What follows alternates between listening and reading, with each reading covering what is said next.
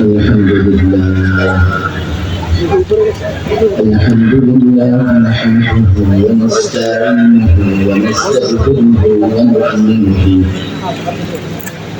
ونؤمن به ونتوكل عليه ونعوذ بالله من شرور أنفسنا ومن سيئات أعمالنا من يهده الله فلا مضل له ومن يضلله فلا هادي له ونشهد أن لا إله إلا الله وحده لا شريك له ونشهد أن محمدا عبده ورسوله أما بعد فأعوذ بالله من الشيطان الرجيم بسم الله الرحمن الرحيم النبي أولى بالمؤمنين من أنفسهم وأزواجه أمهاتهم صدق الله مولانا العظيم وصدق رسوله النبي الكريم ونحن على ذلك من الشاهدين والشاكرين والحمد لله رب العالمين বরিশাল বিভাগীয় কওমি মাদ্রাসা ঐক্য পরিষদ আয়োজিত আজকের এই মহাসমাবেশের মহতরম সভাপতি ঐক্য পরিষদের দায়িত্বশীল ব্যক্তিবর্গ মঞ্চে উপবিষ্ট বরিশালের শীর্ষ উলামায়ে কেরাম মাদ্রাসা কওমিয়ার আসাতিজায়ে কেরাম মাদ্রাসা কওমিয়ার বিভিন্ন পর্যায়ে দায়িত্বশীল ব্যক্তিবর্গ ছাত্র সমাজ যুব সমাজ এবং দিন বিরোধী তৌহিদি জনতা সকাল থেকে প্রোগ্রাম চলছে রাত পর্যন্ত এই প্রোগ্রাম চলতে থাকবে বাংলাদেশের শীর্ষ উলামায়ে কেরাম এখানে বক্তব্য রাখবেন যেহেতু একটি বিভাগীয় প্রোগ্রাম শীর্ষ উলামায়ে কেরাম গুরুত্বপূর্ণ দিক নির্দেশনা দেবেন এটাই স্বাভাবিক আমি আমার বক্তব্য দীর্ঘ করতে পারবো না সময়ের অভাবে যদিও নামাজের পরপরই আলোচনা করবার কথা ছিল কিন্তু নানা ঝামেলায় একটু বিলম্ব হয়ে গেছে খুব দ্রুত সময়ের মধ্যে আলোচনা করেই আমাদের এখান থেকে বিদায় নিতে হবে ইতিমধ্যে মঞ্চে আসার জন্য অপেক্ষা করছেন মাওলানা জুনায়েদ আল সাহেব এবং আমাদের বিদেশি মেহমান তিনি অপেক্ষা করছেন খুব দ্রুত সময়ের মধ্যে ওনারা মাহফিলে চলে আসবেন যেহেতু কওমি মাদ্রাসা ঐক্য পরিষদ আমাকে আগেই বলা হয়েছিল উলামায়ে দেওবন্দ এবং মাদারিসে কওমিয়ার অবদান ইতিহাস ঐতিহ্য সম্পর্কে আলোচনা করা যেহেতু সময় কম আমি ওই ইতিহাসের আলোচনায় যাব না তবে বর্তমান সময়ে উলামায়ে দেওবন্দ বা মাদারিসে কওমিয়ার ছাত্র শিক্ষকদের ত্যাগ এবং কুরবানি দিতে হবে কেন দিতে হবে কোন বিষয়ে দিতে হবে আমি মনে করি এই বিষয়টা নিয়ে আলোচনা হওয়া দরকার আর গত 16 বছরও আমরা অনেক ত্যাগ এবং কুরবানি দিয়েছি গত 16 বছরে সবচেয়ে বেশি জীবন সহ্য করেছে উলামায়ে কেরাম গত 16 বছরে কতটা জুলুম আমরা সহ্য করেছি বর্ণনা করলে ঘন্টার পর ঘন্টা সময় লেগে যাবে আমি যদি আওয়ামী ফেসিবাদের সূচনা থেকে শুরু করি আল্লামা মুফতি আমিন রাহিমাহুল্লাহ নারী নীতিমালা কোরআন বিরোধী নারী নীতিমালার বিরুদ্ধে কথা বলবার কারণে ইসলাম বিরোধী শিক্ষা নীতিমালার বিরুদ্ধে কথা বলবার কারণে 21 মাস গৃহবন্দী ছিলেন এবং গৃহবন্দী অবস্থায় তিনি ইন্তেকাল করেন। আল্লামা মুফতি আমিন রাহিমাহুল্লাহ 11তে আন্দোলন সংগ্রামের ডাক দিয়েছিলেন। আমরা দেখেছি যশোরে হাফেজ হুসাইনকে সরাসরি গুলি করে শহীদ করে দিয়েছিল ফেসিবাদ। 13তে যখন শাহবাগকে কেন্দ্র করে প্রোগ্রাম নাস্তিকবাদীরা মাথা চাড়া দিল উলামায়ে দেওবন্দ মাদারিসা কওমিয়ার ছাত্র শিক্ষকরা শাইখুল ইসলাম আল্লাহ মোহাম্মদ শফির নেতৃত্বে মাওলানা জুনায়েদ বাগনগরের নেতৃত্বে শাপলা চত্বরে জমা হয়েছিল। আমাদের কোনো রাজনৈতিক উদ্দেশ্য ছিল না। সেখানে না আমরা যুদ্ধ করতে গিয়েছি, না কারো উপর আঘাত করতে গিয়েছি। মাদারিসা কওমিয়ার ছাত্র শিক্ষকরা হাতে তাসবিহ জায়নামাজ নিয়ে শাপলা চত্বরে গিয়েছিলেন। দাবি তো মানেই নেই, উল্টো 2.5 লক্ষ বুলেট নিক্ষেপ করে, বিদ্যুৎ বন্ধ করে, টেলিভিশন ক্যামেরাগুলো বন্ধ করে 2.5 লক্ষ বুলেট নিক্ষেপ করে মাদারিসা কওমিয়া ছাত্র শিক্ষকের বুক জাজলা করে দিয়েছিল তারা। 21 সালের কথা যদি বলতে হয়, 21 সালে আমরা রক্ত দিয়েছি। 21-এ আমরা কেন রক্ত দিয়েছি? আমাদের এজেন্ডা কি ছিল? আমাদের লক্ষ্য উদ্দেশ্য কি ছিল? একাধিকবার আমরা বলেছি 21-এর আন্দোলনটা গড়ে উঠেছিল মূলত দুটো উদ্দেশ্যকে কেন্দ্র করে। এক, 21-এ ভাস্কর্যের নামে মূর্তি স্থাপন করে তারা বাংলাদেশের পরিচয় বদলে দিতে চেয়েছিল। গোটা পৃথিবী জানে বাংলাদেশ একটা মুসলিম দেশ, ঢাকার শহর এটা মসজিদের শহর, মুসলিম দেশ, মুসলিম কান্ট্রি, মুসলিমদের শহর।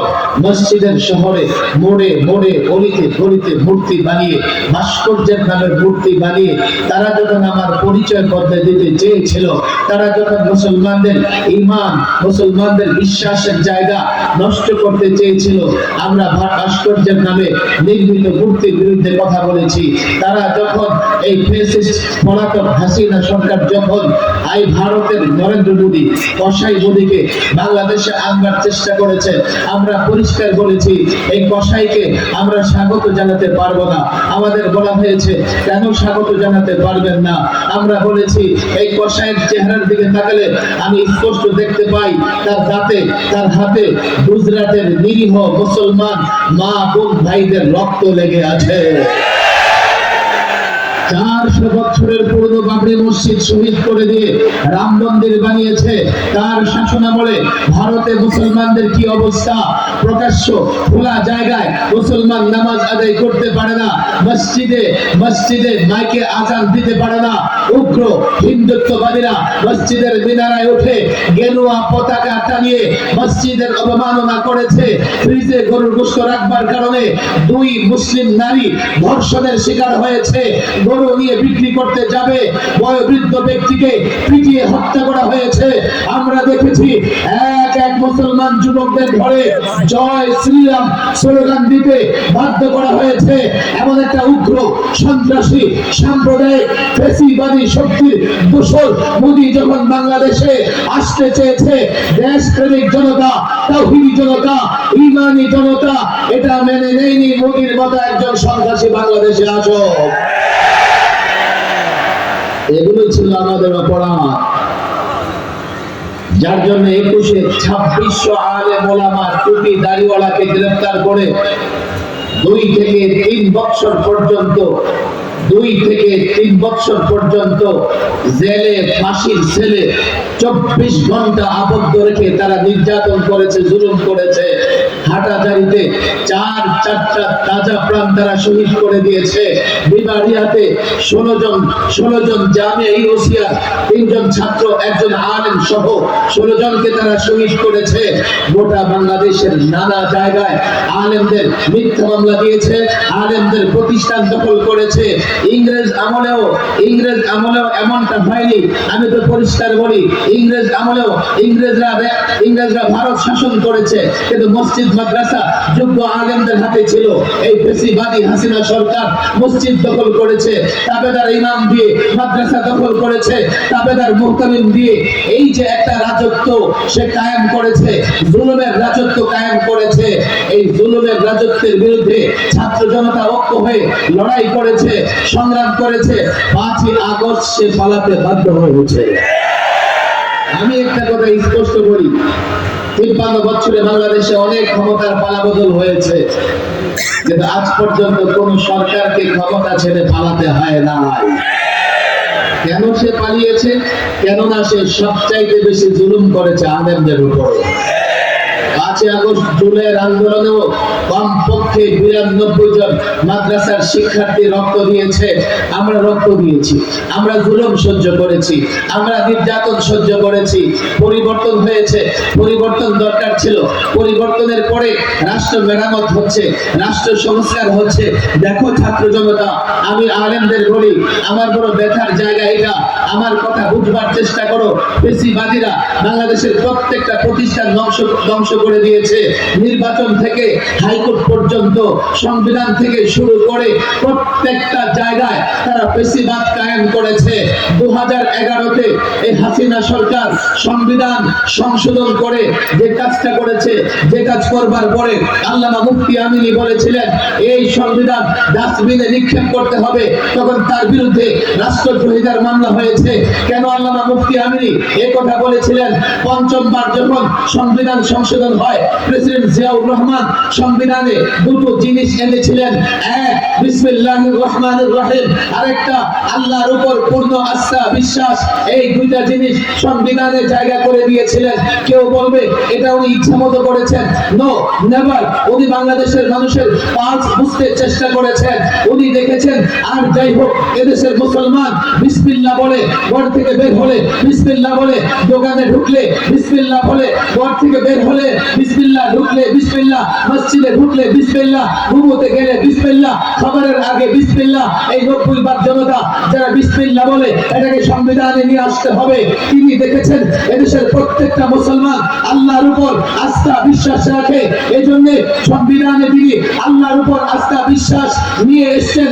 দেখো ছাত্র জনতা, 32 বছর বাংলাদেশের সংবিধানে এটা ছিল, কেউ হাত দেবার সাহস পায় নাই। ফেসিবাদী সরকার, এই পলাতক সরকার 11-তে একজন হিন্দু মালউনকে দিয়ে সংবিধান সংশোধন করিয়েছে। আদালতের উপর, আদালতের কাঁধে বন্দুক রেখে সংবিধান সংশোধন করে সেই সংবিধান থেকে বিসমিল্লাহ এবং আল্লাহর উপর আস্থা বিশ্বাস বাদ দিয়েছে। আমরা অনেক কুরবানি ত্যাগ দিয়েছি, কিন্তু এই ত্যাগ এবং কুরবানি দিতে হবে। এখন রাষ্ট্র মেরামতের কাজ চলতেছে, রাষ্ট্র সংস্কারের কাজ চলতেছে, পুনর্গঠনের কাজ চলতেছে। যতগুলো প্রতিষ্ঠান ফেসিবাদীরা নষ্ট করেছে, প্রত্যেকটা প্রতিষ্ঠান পুনর্গঠনের চেষ্টা চলছে। সংবিধান ওই ফেসিবাদীরা নষ্ট করে গেছে। এই সংবিধান অন্তর্বর্তীকালীন সরকার সংবিধান সংস্কার কমিশন বানিয়ে তারা এই সংবিধান মেরামত করবার, সংস্কার করবার চেষ্টা করছে। এই ছাত্র জনতা, আমি দীর্ঘ বক্তৃতা করব না, দীর্ঘ বক্তৃতা করবার মতো সময় নাই। যেহেতু ফেসিবাদীরা এই সংবিধান থেকে আল্লাহর উপর আস্থা বিশ্বাস বিসমিল্লাহ বাদ দিয়েছে, এখন সংবিধান সংশোধন করলে সবার আগে বিসমিল্লাহ এবং আল্লাহর উপর আস্থা বিশ্বাস ফিরিয়ে আনতে হবে। দেখো, আমার কথা বুঝবার চেষ্টা করো। 71-এর পরে সংবিধানে 72-এ সংবিধান প্রণয়ন হয়, হঠাৎ করে সেখানে সেকুলারিজম নিয়ে আসে।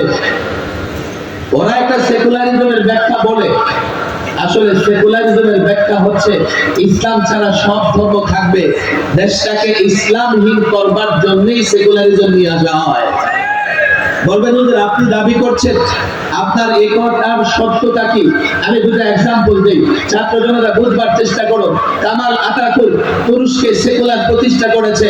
তুরস্কে সেকুলার প্রতিষ্ঠা করবার পরে আমার কথা বুঝবার চেষ্টা করো, মসজিদে আযান বন্ধ, দাড়ির উপরে নিষেধাজ্ঞা, হিজাবের উপরে নিষেধাজ্ঞা, কোরআন শিক্ষার উপরে নিষেধাজ্ঞা। লোকেরা, মুসলমানের সন্তানেরা মাটির গর্তে লুকিয়ে থেকে কোরআন শিখতো, কোরআন পড়া শিখতো। শোনো শোনো, শুধু তাই নয়, তুরস্কের বর্ণমালা যে অক্ষর, এটার মিল ছিল আরবি অক্ষরের সঙ্গে। এজন্য কামাল আতাতুর্কের সেকুলার সরকার অক্ষর পরিবর্তন করে ফেলেছে। বলবা তোমরা তো এগুলো তুরস্কের ঘটনা, এগুলো শুনে লাভ কি? তুমি জানো বাংলাদেশের এই গুলশান বনানী হাই সিকিউরড এলাকা, যেখানে কামাল আতাতুর্কের নামে এভিনিউ আছে। আমি অবাক হয়ে গেছি, জেলখানা থেকে বের হয়ে দেখি এই যে টানেল বানিয়েছে চট্টগ্রামে, টানেলের টানেলের রোড, এই রোডের নাম রেখেছে কামাল আতাতুর্ক রোড। এর মানে ফেসিবাদীদের মনে মস্তিষ্কে কামাল আতাতুর্কের সেকুলারিজম ছিল। বলবেন হুজুর বুঝে আসে না, তারা সেকুলারিজম বাংলাদেশে প্রতিষ্ঠা করবার জন্য সবার আগে হাত দিয়েছে শিক্ষা শিবিরে। 11তে সংবিধান সংশোধন করে সেকুলারিজম ফিরে এনেছে, আর 12তে তারা সর্বপ্রথম শিক্ষা সিলেবাসে হাত দিয়েছে মুসলিম লেখকদের লেখা বাদ, সাহাবীদের জীবনীবাদ, নবীদের জীবনীবাদ, এগুলো তো বাদ দিয়েছে। আর বিজ্ঞানী ডারউইনিজম তারা নিয়ে এসে এই জাতির সন্তানদেরকে বানরের বাচ্চা বানানোর তারা ষড়যন্ত্র করেছে। আমি তো বলি দেখো, আমরা আদম সন্তান, আল্লাহ আমাদের মর্যাদা দিয়েছে। তোমরা তালাশ করে দেখো, তোমাদের যাদের জন্ম নদী নালায় খাল বিলে পার্কে, তোমাদের জন্মের পেছনে বানরের অবদান আছে কিনা তোমরা তালাশ করে দেখো। এরপরে ট্রান্সজেন্ডার, এই পলাতক প্রধানমন্ত্রী মিডিয়ার সামনে বলতেছে কি, যে কেউ যদি মনে করে সে আজ থেকে পুরুষ, সে পুরুষ মনে করে নারী। আরে নারী পুরুষের সম্পর্ক মনের সঙ্গে না জন্মের সঙ্গে। আল্লাহ তাকে পুরুষ বানিয়েছেন, কিয়ামত পর্যন্ত ভাষা মাজা করতে থাকলেও নারী হতে পারবে না। আমার অনেক দুঃখ, অনেক ব্যথা। দেখো, এই ছাত্র সমাজকে আমি বলি, তোমরা সংবিধান নিয়ে পড়াশোনা করো, তারা তোমার মাথায় সেকুলারিজম, মুক্তিযুদ্ধের নামে তোমার মাথায় সেকুলারিজম চাপিয়ে দিতে চায়। আমি তো পরিষ্কার বলি, 47-এ এই রাষ্ট্র আমরা পেয়েছি ইসলামের কারণে। ইসলামের কারণে আমি দীর্ঘ ব্যাখ্যায় বক্তৃতায় যাব না। এই কোথায় তোমরা সেকুলারিজম পেয়েছো? 47-এ রাষ্ট্র স্বাধীন হয়েছে ধর্মের নামে, ইসলামের জন্য, ইসলাম প্রতিষ্ঠার জন্য। 52-এর ভাষা আন্দোলন, সেখানে সেকুলারিজম ছিল না। 6 দফায় সেকুলারিজম ছিল না। 69-এর গণ অভ্যুত্থানে সেকুলারিজম ছিল না। 70-এর নির্বাচনে সেকুলারিজম ছিল না। 71-এ বাংলার দামাল ছেলেরা যারা জালেমের বিরুদ্ধে লড়াই করেছেন, হতে পারে কারো মাথায় টুপি ছিল না, হতে পারে কারো আমল দুর্বল, হতে পারে কারো ঈমান দুর্বল, কিন্তু লড়াই করেছে, বিসমিল্লাহ বলে লড়াই শেষ করেছে, ইনশাআল্লাহ বলে এক একটা মুক্তিযোদ্ধা ধর্মের চেতনা নিয়ে লড়াই করেছে। এই জাতির উপরে সবচাইতে বড় জুলুম ওই ফ্যাসিবাদীদের পূর্বপুরুষরা করেছে। 72-এর সংবিধানে তারা সেকুলারিজম নিয়েছে, আর এক এক করে সেকুলারিজমের নামে রাষ্ট্রকে ধর্মহীন, ইসলামহীন করবার ষড়যন্ত্র তারা করেছে। বাংলাদেশের কোন মানুষ সেকুলারিজমের জন্য লড়াই করে নাই, মিছিল করে নাই। আমি সংবিধান সংস্কার কমিশনের সঙ্গে বৈঠক করেছি। আমি বলেছি অন্তর্বর্তীকালীন সরকারকে আমরা সহযোগিতা করতেছি, সহযোগিতা করে যাব। আমার ছাত্র রক্ত দিয়েছে, আমার ওস্তাদ রক্ত দিয়েছে, আমার যুবক রক্ত দিয়েছে, সহযোগিতা করব। ফ্যাসিবাদের চিহ্ন মুছে ফেলতে হবে, রাষ্ট্র সংস্কার করতে হবে। ফ্যাসিবাদ এই সংবিধান সংশোধন করে আমাদের উপর জুলুম করেছে। আপনাদের মনে রাখতে হবে, কোন চাপের কাছে নদী স্বীকার করা যাবে না। আল্লাহর উপর আস্থা বিশ্বাস এই সংবিধানে ফিরিয়ে আনতে হবে। বিসমিল্লাহ ফিরিয়ে আনতে হবে। আমার বিশ্বাস ফিরে আসবে। তারা যদি ভয় পায়, মনে করে পশ্চিমা নারাজ হবে, ফ্যাসিবাদের দোষক নারাজ হবে, ভারত নারাজ হবে, এটা আমার বাংলাদেশের বিষয়, এটা এদেশের মানুষ বিশ্বাস করে। যদি তারা মনে করে আপনাদের এই দাবির পক্ষে কেউ একমত নয়, কেউ চায় না বিসমিল্লাহ আসুক, কেউ চায় না আল্লাহর উপর আস্থা বিশ্বাস আসুক, আমি তাদের বলেছি কি করলে আপনারা বিশ্বাস করবেন দেশের মানুষ বিসমিল্লাহ চায়, কি করলে আপনারা বিশ্বাস করবেন দেশের মানুষ আল্লাহর উপর আস্থা বিশ্বাস চায়। গণভোট দেবেন, দেন। সমাবেশ করে দেখাতে বলেন, দেখাবো। আল্লাহর উপর কসম করে বলি বিসমিল্লাহ। পার্লামেন্টের সংশোধনী যে পাস হবে, কিংবা এই অন্তর্বর্তীকালীন সরকার যে সংবিধান পাস করবে, আমি পরিষ্কার বলি দেশের মানুষ বিসমিল্লাহ চায়, আল্লাহর উপর আস্থা বিশ্বাস চায়। আপনারা যদি মনে করেন দেশের মানুষ চায় না, আমি মাদ্রাসা কওমিয়ার ছাত্র শিক্ষকদের উপর আস্থা রেখে বলি, তোমরা যদি চাও, যারা সংবিধান সংস্কার করছো, দেশের মানুষ চায় কি চায় না, আমি পরিষ্কার বলি 56,000 বর্গ মাইলের বাংলাদেশের টেকনাফ থেকে তেতুলিয়া, রূপসা থেকে পাথুরিয়া, মাসাঞ্চর থেকে স্যান্ডবার্গ পর্যন্ত যেখানে তোমরা মনে করো জনতাকে জড়ো করে জনতাকে একত্রিত করে দেখাতে হবে কারা কারা বিসমিল্লাহ চায়, কারা কারা আল্লাহর উপর আস্থা বিশ্বাস রাখতে চায়। আল্লাহর কসম 56,000 বর্গ মাইলের যে কোনো জায়গায় আমাদেরকে বলো, সেখানেই 1 কোটি আল্লাহ প্রেমিক নবী প্রেমিক জনতা জড়ো করে দেখিয়ে দেবে।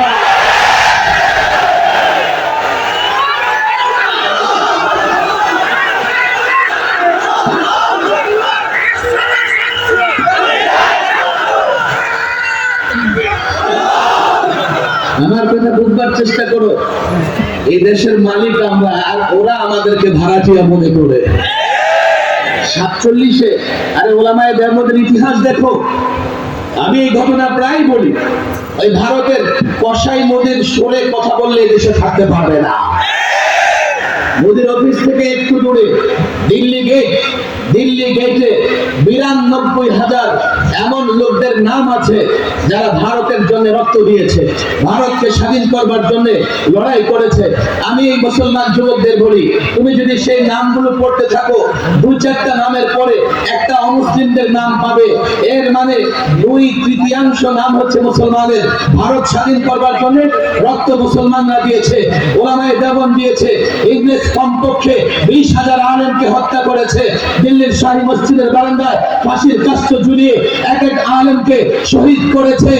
এই ঐতিহাসিক চঞ্চলের ঘটনা আমরা সকলেই জানি।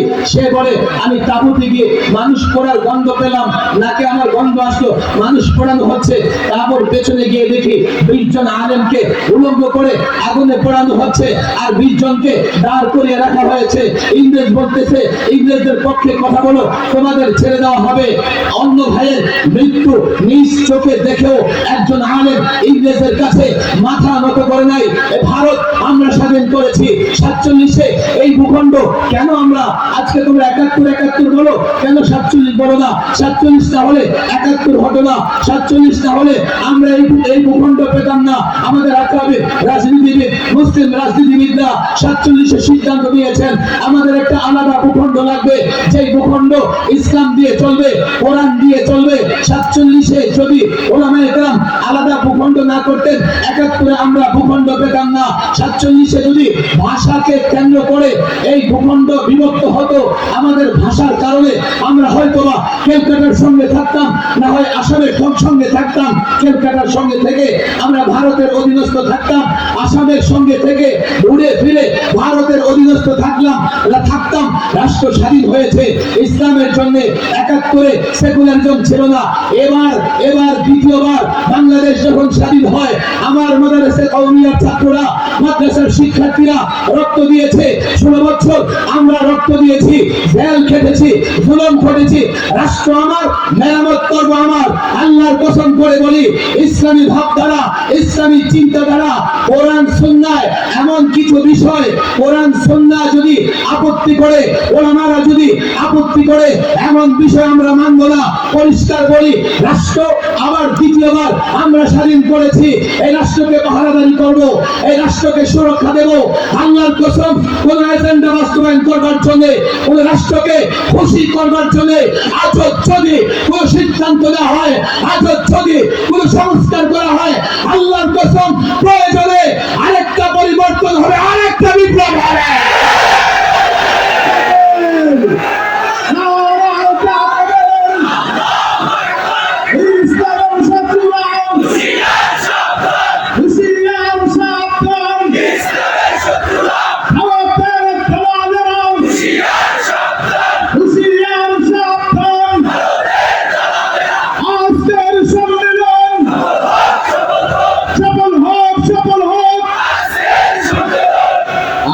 মাদ্রাসা কওমিয়ার ছাত্রদের বলবো, জাতি এখন তোমাদের দিকে তাকিয়ে আছে।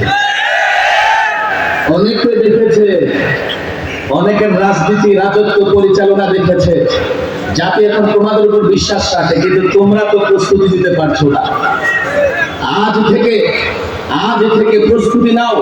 এই জাতির যুবক, জাতির মুসলমানদের বড়, আমরা ইসলামের কথা বলি। ইসলাম হচ্ছে ন্যায় ইনসাফের ধর্ম, ইসলাম হচ্ছে সাম্যের ধর্ম, ইসলাম হচ্ছে মানবতার ধর্ম, ইসলাম হচ্ছে শান্তির ধর্ম, ইসলাম হচ্ছে বিজয়ের ধর্ম। জাতিকে বোঝাও। ব্যবসায়ী তুমি কেন ভয় পাও? ইসলামের ব্যবসা করো, দুনিয়াতেও ধনী আখিরাতেও ধনী। চাকরিজীবী ব্যবসা করো, চাকরিজীবী ইসলামকে কেন ভয় পাও? চাকরি ইসলামের বিধান মেনে চাকরি করো, দুনিয়াতে সফল আখিরাতে সফল। রাজনৈতিক দলের নেতা কর্মীদের আমি বলি, তোমরা কেন ভয় পাও ইসলামকে? রাজনীতি করতে চাও, করো। ইসলামের রাষ্ট্র পরিচালনায় কোথাও তো বাধা নাই, তবে হ্যাঁ, ইসলাম মেনে রাজনীতি করো। তোমরা 53 বছরে ইসলাম মেনে রাজনীতি করো নাই, যার জন্য মর্যাদার সঙ্গে রাষ্ট্র চালাতে পারো নাই। আমি কাছে থেকে দেখেছি 53 বছর যারা রাষ্ট্র পরিচালনা করেছে, কেউ ভারতের কথায়, কেউ আমেরিকার কথায় তাদের ইজ্জত সম্মান ছিল না। চেয়ারে বসে তারা পশ্চিমাদের, ভারতের, চায়নার, রাশিয়ার গোলামি করেছে। এ মুসলিম যুবক রাষ্ট্র চালাতে চাও?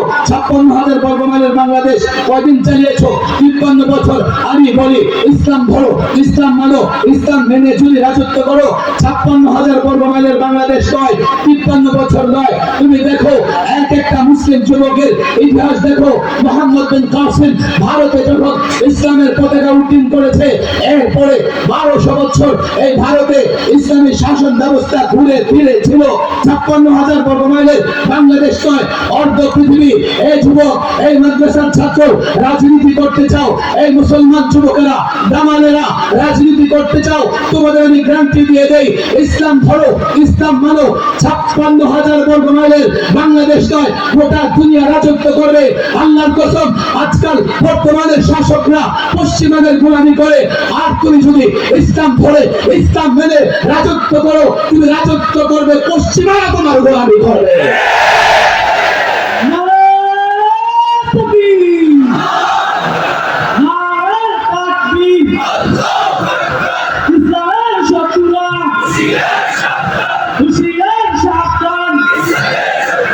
আমরা জাতির নেতৃত্ব দিতে প্রস্তুত হব তো ইনশাআল্লাহ।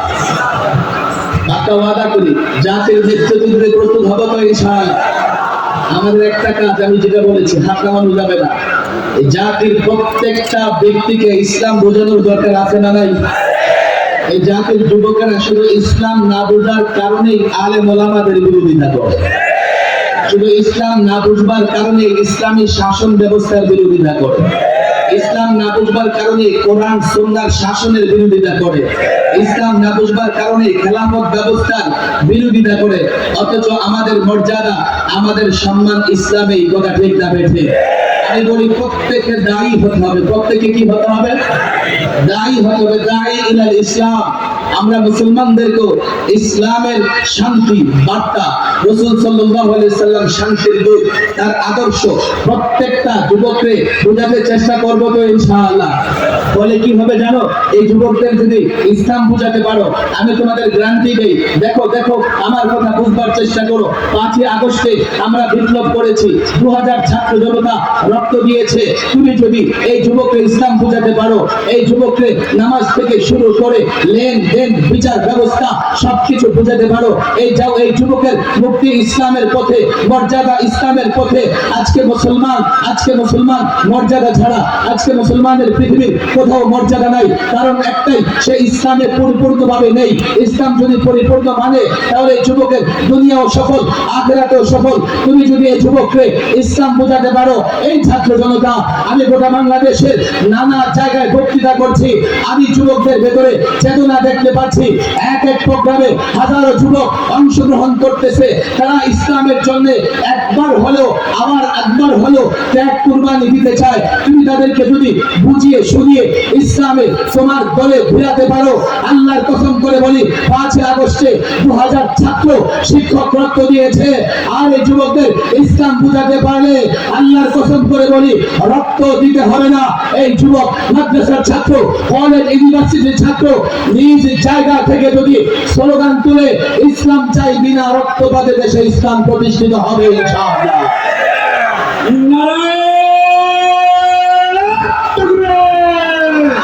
এই জন্য আমাদের দায়িত্ব হচ্ছে